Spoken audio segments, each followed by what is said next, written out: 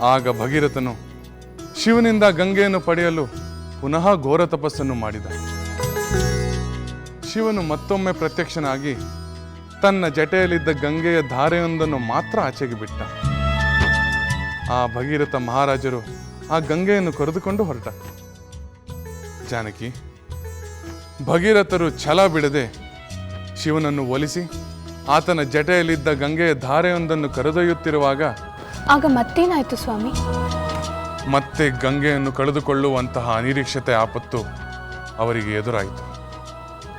ಭಗೀರಥರು ಗಂಗೆಯನ್ನು ಪಾತಾಳಕ್ಕೆ ಕರೆದುಕೊಂಡು ಹೋಗುತ್ತಿರುವ ಮಾರ್ಗದಲ್ಲಿ ಜುಹ್ನು ಮಹರ್ಷಿಗಳ ಆಶ್ರಮವಿತ್ತು. ಭಗೀರಥರ ಹಿಂದೆ ಸಾಗುತ್ತಿದ್ದ ಗಂಗೆಯು ಆ ಆಶ್ರಮವನ್ನು ಮುಳುಗಿಸಿಬಿಟ್ಟಳು. ಅದರಿಂದ ಕ್ರೋಧಗೊಂಡ ಮಹರ್ಷಿಗಳು ಗಂಗೆಯನ್ನು ನುಂಗಿಬಿಟ್ಟರು.